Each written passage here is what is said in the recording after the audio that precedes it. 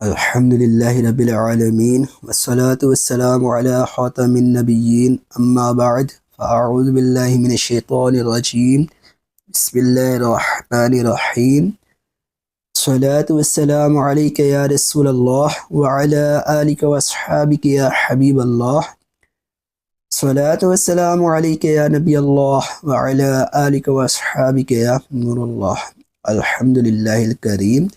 آج ہم سورہ البقرہ کی آیت نمبر 145 اس کا ترجمہ کنز ایمان اور تفسیر صراط الجنان پڑھنے کی، سننے کی، سیکھنے کی، سمجھنے کی سعادت حاصل کریں گے انشاءاللہ الکریم۔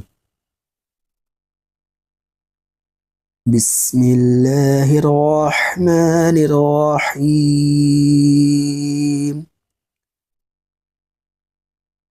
وَلَئِنْ أَتَيْتَ الَّذِينَ أُوتُوا الْكِتَابَ بِكُلِّ آيَةٍ مَا تَبِعُوا قِبْلَتَكَ وَمَا أَنْتَ بِتَابِعٍ قِبْلَتَهُمْ وَمَا بَعْضُهُمْ بِتَابِعٍ قِبْلَةَ بَعْضٍ وَلَئِنِ اتَّبَعْتَ أَهْوَاءَهُمْ مِنْ بَعْدِ مَا جَاءَكَ مِنَ الْعِلْمِ إِنَّكَ إِذًا لَّمِنَ الظَّالِمِينَ۔ ترجمہ کنز ایمان۔ اور اگر تم ان کتابیوں کے پاس ہر نشانی لے کر آؤ، وہ تمہاری قبلہ کی پیروی نہ کریں گے اور نہ تم ان کے قبلہ کی پیروی کرو، اور وہ آپس میں بھی ایک دوسرے کے قبلہ کے تابع نہیں۔ اور اے سننے والے سے باشد، اگر تو ان کی خواہشوں پر چلا بعد اس کے کہ تجھے علم مل چکا تو اس وقت تو ضرور ستمگار ہوگا۔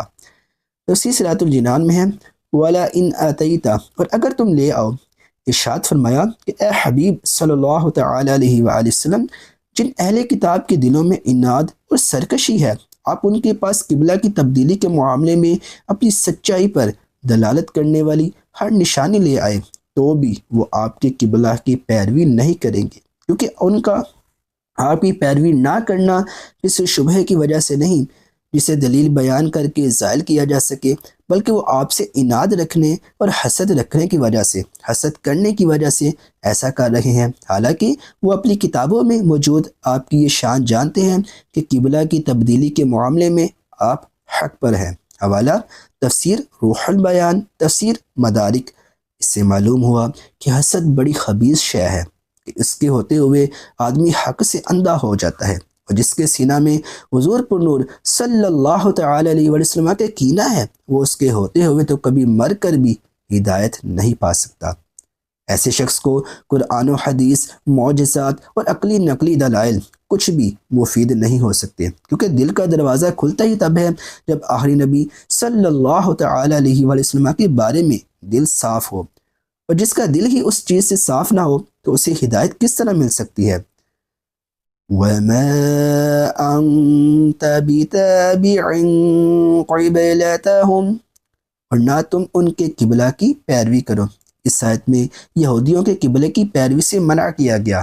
اس سے یہ بھی معلوم ہو گیا کہ اب قبلہ منسوخ نہ ہوگا، لہٰذا اہل کتاب کو اب یہ امید نہیں رکھنی چاہیے کہ آپ صلی اللہ تعالی علیہ وآلہ وسلم ان میں سے کسی کے قبلہ کی طرف رخ کریں گے۔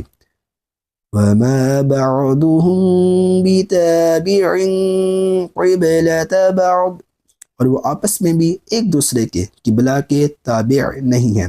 یعنی اے حبیب صلی اللہ تعالی علیہ وآلہ وسلم، اہل کتاب آپ کی مخالفت کرنے میں تو متفق ہیں، لیکن قبلہ کے معاملے میں یہ خود بھی ایک دوسرے کے مخالف ہیں، اور جس طرح ان سے یہ امید نہیں کی جا سکتی کہ وہ آپ سے متفق ہو جائیں، اسی طرح ان کے آپس میں متفق ہونے کی بھی کوئی امید نہیں کی جا سکتی۔ حوالہ تفسیر مدارک۔ یاد رہے کہ یہود و نصارہ دونوں بیت المقدس کو قبلہ مانتے ہیں، مگر یہودی صخرہ کو اور عیسائی اس کے مشرقی مکان کو قبلہ مانتے ہیں۔ حوالہ تفسیر عزیزی۔ وَلَئِنِ اتَّبَعْتَ أَهْوَاءَهُمْ، اور اگر تو ان کی خواہشوں پر چلا، یہ امت کو خطاب ہے کہ خانہ کعبہ کے قبلہ ہونے کے بعد اگر کسی نے بیت المقدس کو قبلہ بنایا تو وہ ظالم ہے۔ اس سے معلوم ہوا کہ عالم کا گناہ جاہل کے گناہ سے زیادہ خطرناک ہے، کیونکہ یہاں بطور خاص علم کے بعد نافرمانی پر وعید بیان کی گئی ہے۔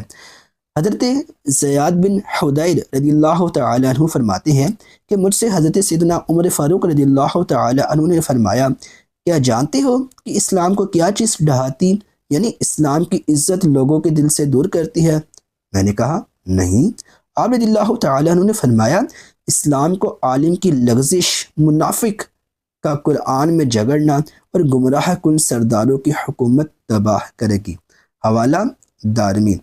اس حدیث کی شرح میں مفتی احمد یار خان رحمۃ اللہ علیہ فرماتے ہیں، جب علماء آرام طلبی کی بنا پر کوتاہیاں شروع کر دے، مسائل کی تحقیق میں کوشش نہ کرے اور غلط مسئلے بیان کرے، بے دین علماء کی شکل میں نمودار ہو جائے، بدعتوں کو سنتیں قرار دیں، قرآن کریم کو اپنی رائے کے مطابق بنائیں اور گمراہ لوگوں کے حاکم بنے اور لوگوں کو اپنی اطاعت پر مجبور کریں، تب اسلام کی ہیبت دنوں سے نکل جائے گی۔